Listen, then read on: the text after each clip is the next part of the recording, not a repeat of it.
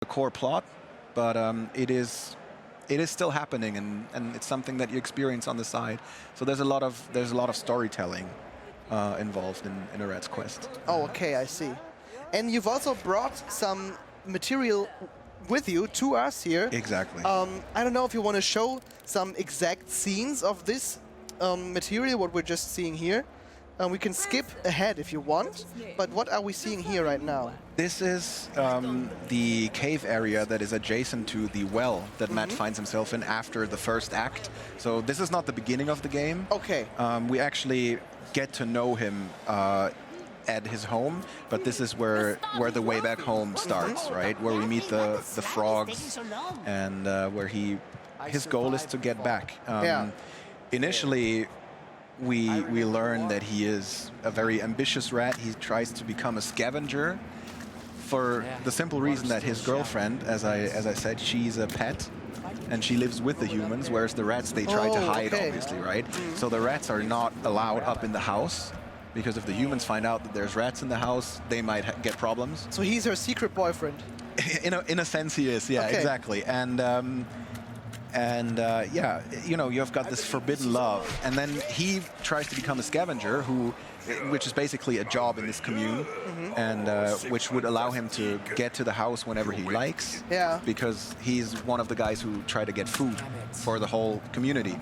And he actually achieves that, so, you know, he's very ambitious, but then, you know, he stumbles across this great conspiracy and ends up in this well, where all his things, everything he's found and unlocked up to this point is lost, and he, you know, again needs to start from scratch, find his sword again, defeat the toads who, you know, they're not really his friends. They sort of use him, you know, to their own means to find food, and especially this guy, Antoine.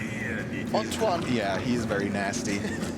But, you know, obviously Matt prevails and finds a way out of the well. So these are the platforming portions of the game. Exactly. This is even as one of the 2D platforming sections. So the game occasionally switches between 3D and 2D platforming on different occasions. For example, if he runs into a little hole in a wall, right, and tries to get up the wall, you're all of a sudden going to be in this 2D environment instead. Or I guess, I mean, obviously the models are still 3D and everything, but the platforming is only happening in 2 dimensions. And here he reaches the top of the well, and soon we should see the house that he's trying to get back to.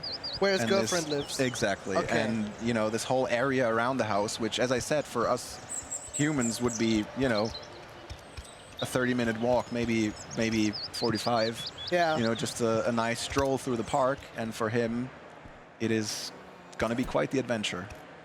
A quite deadly adventure. Possibly deadly adventure, yeah. From what I've seen with this frog. Up there's the house on the hill. That's far away. That is quite far away. I think I couldn't make it even. from that to the house, I wouldn't walk that far. You'd probably find a way. Not even for my my girlfriend. He is dedicated. He is very dedicated. I mean, she is a very nice lady. She's very smart. She's, you know, almost sort of like a scientist. She's always trying to figure out ways for them to escape the house. Find someone that loves you like Matt does. Exactly, exactly. And him on the other side, he's very dedicated to her, and also his best friend Toby, one of the rats, who we will meet throughout the game. But he's not the smartest, maybe, you know. He's a wisecrack for sure. He thinks he's smart, but maybe more street smart. I see. Cold Dimensions ask, I like it too, just wonder how linear it is. How am I going to get up there and reach that? There are different areas, I would say. So the beginning is relatively linear, as you're just, you know, confined to the house, or even in the very beginning, even just the basement, right? And then as you get to know his relationship with Nat, you go up to the house, you figure out a bit more of what's going on, and then here in these areas the game can open up a bit. There are definitely also like optional areas that you can visit. Not everything, you know, you don't have to do anything, but I wouldn't call it an open world. It's not, you know, the story is quite linear. The story, you know, it's a story that we tell. There are no different endings or anything. What happens happens, and if you fail, you have to try again. But the ways you go about achieving your goals are, you know, up to you. Oftentimes, there's multiple ways to solve platforming parts or puzzles.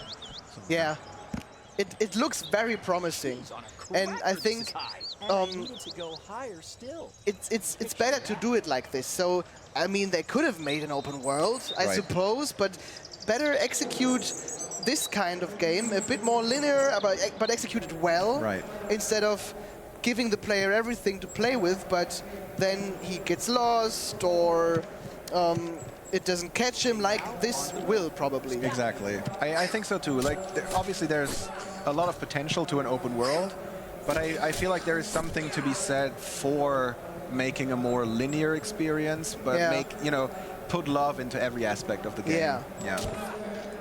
Oh, he just stabbed a spider. Yes, exactly. Oh, by the way, I've been told this by the developers just recently. There's going to be a arachnophobia mode. So an option to turn off the spiders. Well, not turn off, but they will just look differently. They won't resemble spiders. Okay. Really, but they will work the same, so you don't miss out on any gameplay experiences. Yeah, that's great. But you know, if you're scared, and there's going to be different. I think there's going to be different levels to that. So if you say you also don't like scorpions, as we've seen earlier, you can turn those off as well. So to make the game more accessible. Yeah, but I imagine it's difficult to develop a game with animals where very many people don't like all animals. You know what I mean? Exactly. Yeah. There are phobias out there. Yeah, for sure. Yeah. And that's something I think that's hard to understand if you don't know how it is to be really scared of spiders. I myself am not, so I don't really get it, but I respect it, and I think that's important because people will not play this game, or you know, if they're afraid many games, if there's going to be spiders, and they will, worst case they'll buy it and then stop playing and be upset. I've got a good friend of mine, and she hates spiders as well. She can't look at them. Right. And for Skyrim, for example, there are mods that replace those spiders.